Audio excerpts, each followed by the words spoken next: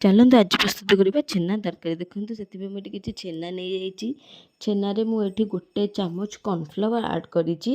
Add କରିସାରିଲା ପରେ ଆପଣ ତାକୁ ଭଲସେ ଚକୁଡ଼ି ଦିଅନ୍ତୁ, ମାନେ ମ୍ୟାଶ୍ କରି ନିଅନ୍ତୁ।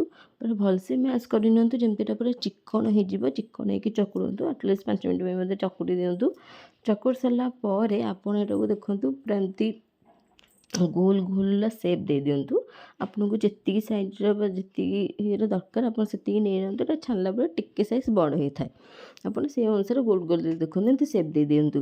ତାପରେ ଏଠି ଦେଖନ୍ତୁ ମୁଁ 1 ବଡ଼ ସାଇଜ୍ର ଟମାଟୋ ନେଇଛି, କାଜୁ ଅଦା ନେଇଛି। ଆପଣ ତାକୁ ବ୍ଲେଣ୍ଡ କରିଦିଅନ୍ତୁ।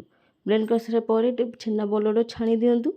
ଛାଣି ସାରିଲା ପରେ କଡ଼େଇରେ ତେଲ ଗରମ କରି ଚିନି ଆଡ଼୍ କରନ୍ତୁ। ଚିନି ଗରମ ହେଲା ପରେ ସେ ପିଉରିଟାକୁ ପକାଇ ଦିଅନ୍ତୁ। ପିଉରି ପକାଇ ସାରିଲା ପରେ ଆପଣ ଦେଖନ୍ତୁ ମୋତେ 1 ଚାମଚ ଜିରା ଗୁଣ୍ଡ, ଲଙ୍କା ଗୁଣ୍ଡ, ହଳଦୀ ଗୁଣ୍ଡ ଆଡ଼୍ କରି ନେଇଛି। ତାପରେ ଦେଖନ୍ତୁ ମୁଁ ଏଠି ଗରମ ମସଲା ଆଡ଼୍ କରିଛି। ଏଇଟା ମୁଁ ପାଖାପାଖି 1.5 ଚାମଚ ଖଣ୍ଡେ ମୁଁ ଆଡ଼୍ କରି ନେଇଥିବି। କରିସାରିଲା ପରେ ଆପଣ ତାକୁ ଭଲସେ କଷି ନିଅନ୍ତୁ।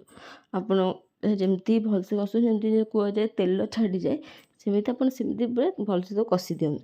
କଷି ସାରିଲା ପରେ ଏଠି ଦେଖନ୍ତୁ ମୁଁ ଗ୍ରୀନ୍ ମଟର ଆଡ଼୍ କରିଛି। ଗ୍ରୀନ୍ ମଟର ଆଡ଼୍ କରିକି ଆପଣ ତାକୁ ବି ଭଲସେ କଷି ନିଅନ୍ତୁ।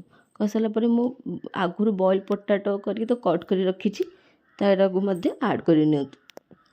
ତାକୁ ଭଲସେ କଷି ସାରିଲା ପରେ ଆପଣଙ୍କୁ ଯେତିକି ଦରକାର ସେଇ ଅନୁସାରେ ପାଣି ମଧ୍ୟ ଆଡ଼୍ କରି ନିଅନ୍ତୁ।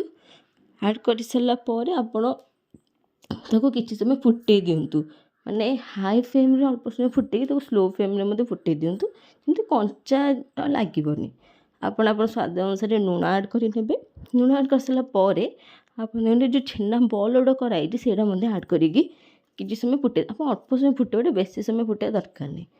ଦେନ୍ ଏଥିରେ ମୁଁ କସ୍ତୁରୀ ମେଥି ଆଡ଼୍ କରିଛି। ଆଡ଼୍ କରିସାରିଲା ପରେ ଅଳ୍ପ ଜଷ୍ଟ 1 ସେକେଣ୍ଡ କି 2 ସେକେଣ୍ଡ ଫୁଟେଇକି ବନ୍ଦ କରିଦିଅନ୍ତୁ। ଦେଖନ୍ତୁ ଆପଣ ଏମିତି ଥରେ ପ୍ରସ୍ତୁତ କରନ୍ତୁ, ଆପଣଙ୍କୁ ଭଲ ଲାଗିବ।